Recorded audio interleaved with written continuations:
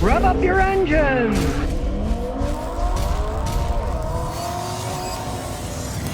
Now, here's one you probably didn't know. If you're buying a Tesla, you have to sign an agreement that says you can't sue them in open court or class action. Stephen Lamelin, one of your viewers, sent me this email. Listen to this. Scotty, love your show. I was going to buy a Tesla until I read the contract. They use a forced arbitration clause, meaning no lawsuit and no class actions can be done. I believe forced arbitration is wrong. But imagine buying a $70,000 to $150,000 car. Something goes wrong and you can't sue them. Then you have to use their arbitrator on their timeline. One thing caused me to never buy a Tesla product. Understand the stuff before they buy one.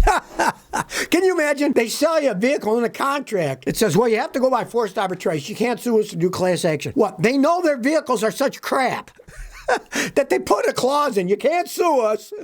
You can't sue us in open court. We make really crappy vehicles, so we're not going to let you do that. But you can do forced arbitration with our arbitrators. I've had that happen to customers of mine in the past with various cars, and the arbitration was always in favor of the company itself. I mean, they'd give pittance. They'd say, oh, you get $2,000, right? You buy this real expensive car, it doesn't work right, and they give you back $2,000 or $3,000 or something, right? I mean, the deck is stacked for these corporations. So read the contracts. Or if you don't comprehend legalese, have a lawyer read the contract before you buy one of these cars to see what you're getting into. I understand these days there's all these contracts might be 50 pages long, so you might have to hire a lawyer or find a guy like this who understands and he can explain it to you and say, okay, this means that you can't take them into court for this because you signed an agreement that say you agree to forced arbitration. Read the contract before you buy, that's for sure. But the fact that a company like Tesla has to do this in their contract is telling you we're dealing with some pretty sleazy characters. You buy a Ford, Toyota, whatever,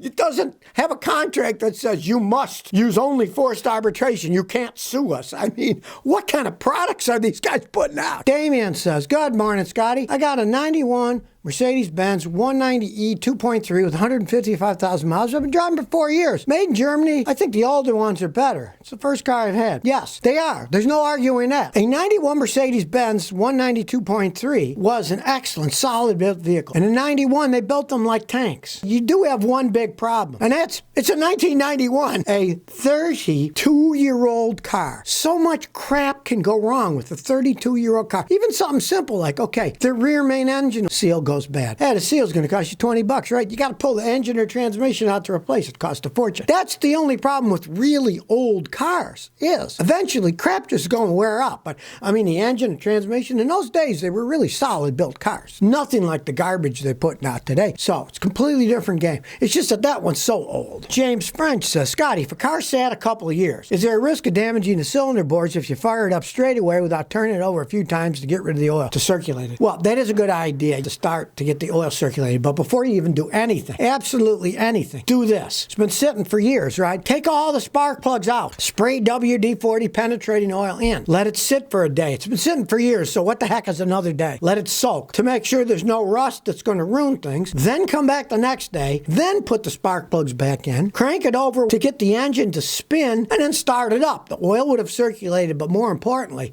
the piston rings aren't going to be scraping rust and maybe lock the whole engine out. That's the best way to do it when they sit for years. Stella says, hello, my boss has a 2010 Kia Forte manual with 160,000 miles for $800. Should I buy it? Now, he does say 16,000 miles, but I doubt if it's got 16,000. It's probably 100. But if it's only got 16,000, it's a standard transmission, $800. Go ahead and buy the thing, right? I'm assuming it's 160,000. But if you can drive it and it still runs and smoke isn't flying out of the exhaust because it's burning oil like crazy, what the heck? You don't get much for 800. And the big problems with those are, if the engine's not burning oil, they do have engine problems, is their automatic transmissions stink, but that's a standard transmission, so what the heck? If you can drive it and it goes, hey, you're not going to get much for $800. It might last a while, you know? Elijah Foss says, what do you like better, dual overhead cam or single overhead cam?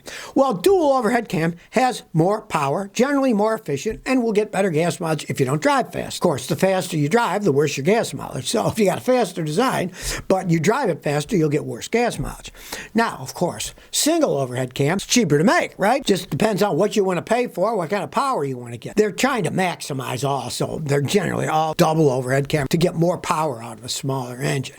I mean, when I was a kid, they thought it was really something to get 100 horsepower. Now they can get over 200 out of it. So, the technology goes on. The more complexity, more expensive to fix when it breaks, yes. But, they're pretty much all going that way. And on says, is a Suzuki A-Star a good car? Also known as a Suzuki Alto in other countries. Okay, here's the thing. Suzuki pulled out of the United States a long time ago because they made little cars that were kind of crappy. They couldn't put up with the American horsepower on the road, which is really weird because they make the fastest motorcycles in the world. They make motorcycles go over 200 miles an hour. They're really bulletproof, right? But their cars are kind of crappy and underpowered. And the biggest reason in the United States they failed is because 96% of Americans drive automatics. They don't even know how to drive manual transmission, right? Now, the Suzukis with the manual are okay, but a Suzuki with an automatic were just dogs. They wouldn't get out of their own way, and then they'd have to rev the engine up so high that they just wore out too fast. So in the United States, but the rest of the world, a lot of people buy little Suzukis. You live in a city in a foreign country where you don't drive all that fast, a lot of people like them. I know people in Australia that have them. They love them, They never fit the American market, though. They just never fit the American market. Well, I'm laughing my rear end off at this one. There's now new tax incentives to get people to buy heat pumps for their houses, right?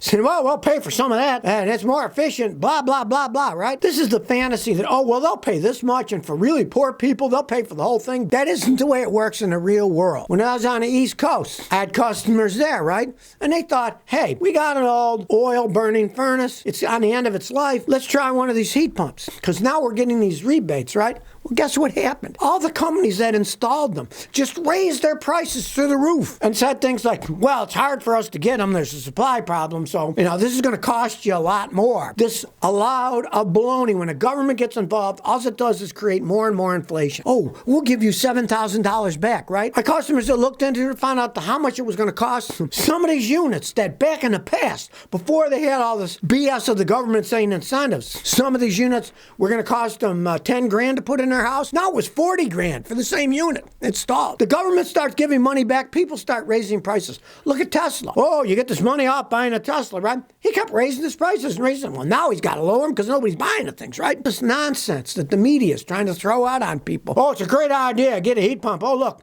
they're giving you an incentive. It's a great idea. And then they say you're going to save money. Well, let me tell you something. Electricity, the price of electricity is going up. When in Rhode Island, they raised it 66% in one fell swoop, right? If everybody starts using electricity to heat their homes, and these are electric heat pumps, they run on electricity, guess what's going to happen? They'll raise the price even more, and there won't be enough electricity to run all these heat pumps. Think of the millions of homes on the East Coast that are using natural gas, propane, or oil to heat their house. If millions of those people switch to electricity, where's the electricity going to come from? Of course, they never talk about this. They just say, the magic heat pumps will save us all. And, it won't cost you that much. Yes, it will. Look into the actual price. Don't watch these media people and their baloney. They'll gladly come to your house and give you a quote. That's what they do for a living, right? And you'll probably crap in your pants when you find out how much money they want to install one of these things. And realize, like I said, the price of electricity, it'll probably keep going up and up and up. So it won't be such a great deal when it comes down to it if everybody switches to these things. They cost a lot of money. The government gets a little incentives. They'll just keep raising their prices even more. Oh, well, the government's giving them money, so we'll just charge more money. And then they'll say things like, well, we can't find the pumps. They're hard to get, so you got to pay extra. Don't think these boondoggles are going to work when they're implemented into actual society. Well, here's one I find infinitely hilarious. The fight for future power in Europe and tourism are butting head on because, of course, you want a nice quiet place when you go on vacation, tourism, right? You don't want a bunch of windmills flopping all over the place. Your beautiful view of the Mediterranean, now there's a bunch of windmills there, right? So I find it kind of hilarious. What? Maybe the French will put a windmill on the Eiffel Tower. That would be something, right? To change all the pictures, the Eiffel Tower, the big windmill on it. It is hilarious that you can't have your cake, you need it too. You can't be green and have windmills and then not block the view. That's only common sense. Of course, they're trying to figure out, well, if we put them offshore 50 miles, then nobody sees them from their mansions on the ocean shore, right? Yeah, then you got to run 50 miles of cable. All kinds of stuff can go wrong, storms in the water, right? They're always trying to figure out a way to make a system work that isn't that good of a system to begin with. And then to add insult to injury, now all the analysts are saying there's supply chain issues and rising costs for these wind generating monstrosities, right? They keep saying, we're going to build up the wind power. Well, now the parts cost more. They can't get the parts. It's going to cost even more. They don't generate that much electricity to begin with. Now it's going to cost even more per kilowatt hour because the costs are going up. People don't want to look at the things. They just come up with an idea and they think, okay, we're going to stamp this. It doesn't work that way. And hilariously enough, they want their cake and eat it too. You can't have your cake and eat it too. You're either going to look at that cake or you're going to eat it. And in the case of this wind power, you want green energy, you're going to be looking at that windmill cake for the rest of your lives. So if you never want to miss another one of my new car repair videos, remember to ring that bell.